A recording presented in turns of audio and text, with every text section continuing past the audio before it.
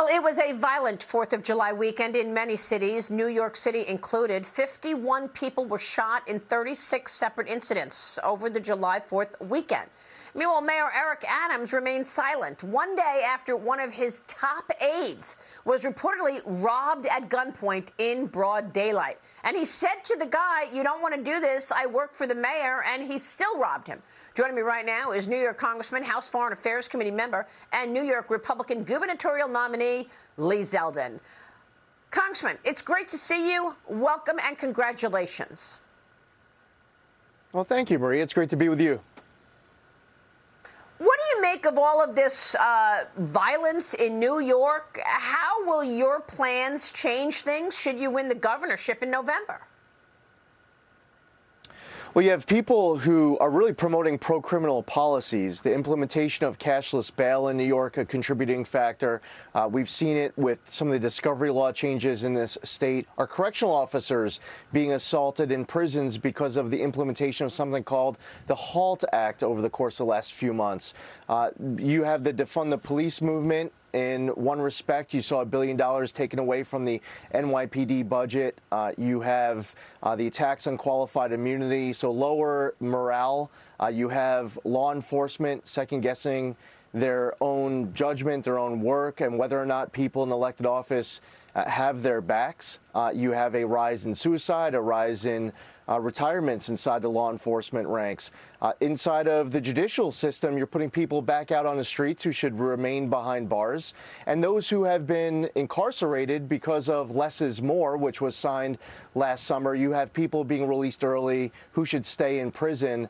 The parole board needs to be overhauled as well. It's a majority vote that is releasing cop killers and murderers. And the last thing I'll tell you is that there's a homelessness issue, and you can't lose sight of the mental health crisis where there's a lot of people on the streets.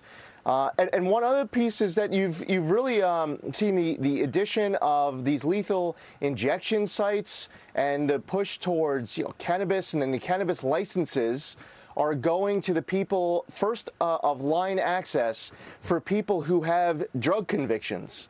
They actually get priority in getting licenses for distributed cannabis. So you put this all together, it ends up resulting in rising crime, eroded safety on streets and subways and homes and businesses.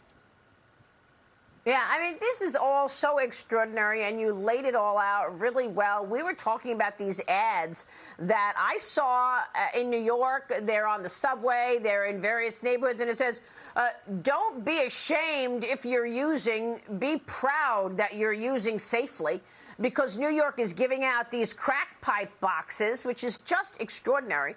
But, Congressman, your critics, the GOP critics, they are not taking any responsibility for any of that.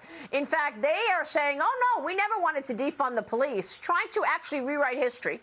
New York Democrat Governor Kathy Hochul is now all about gun control. She signed a new gun control bill following the Supreme Court's ruling, which, of course, struck down the state's concealed carry law. The new legislation restricts concealed carry in places like government buildings, schools, and Times Square, and lays out a strict licensing process, Congressman. In other words, anywhere she could stop the Supreme Court ruling, she says she's going to. And you said that the bill is unconstitutional and dangerous.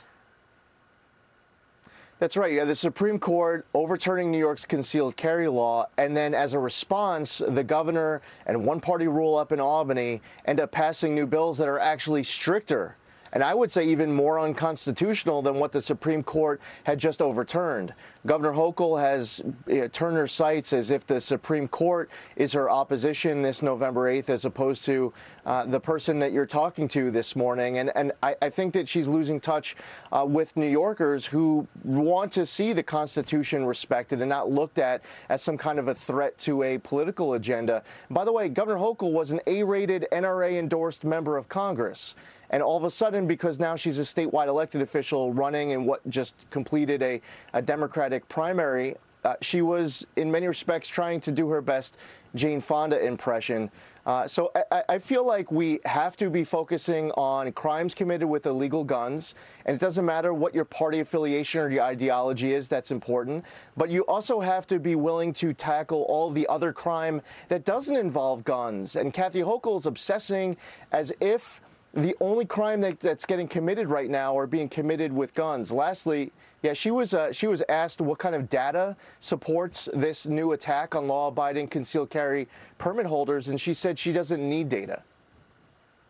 Yeah, that's right. I saw that soundbite. She doesn't need data. She didn't have the data. She said, I don't need it.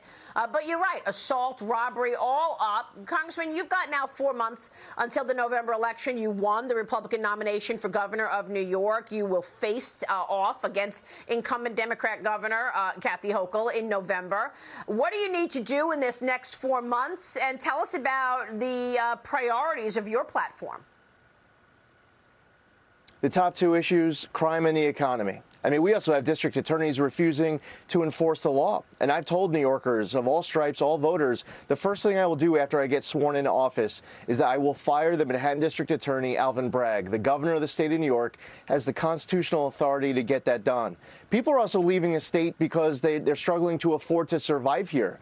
You want to tackle inflation? Well, you have to bring spending under control in this state. You have to cut taxes across the board. We should reverse the state's ban on the safe extraction of natural gas, invest in broadband, stop attacking the farmers with these new overtime rules. The list goes on of the ways that the economic pressure that New Yorkers are facing are forcing them to flee this state permanently. I know Hispanics are moving toward the GOP. Do you have confidence that independents will come out and vote for you in the election in November? I know when you just look at the mayoral race, it was the smallest electorate ever that came out to vote for the mayor of New York at that time, Bill de Blasio. Do you think you'll get a strong electorate come out and vote GOP? Yes, independents right now are polling as if they're Republicans in another year. And they are enthusiastic about being able to vote Republican. Independents planning on voting Republican are far more enthusiastic about it than the independents who are planning on voting Democrat. We will win the Hispanic vote, but we're also leaning into speaking with the Jewish community, the Asian American community, the Black community. We're going to do better with all of them. All right, we will leave it there. Congressman, we'll be watching. Thanks very much for being here this morning. Congressman Lee Zeldin this morning. Thank you.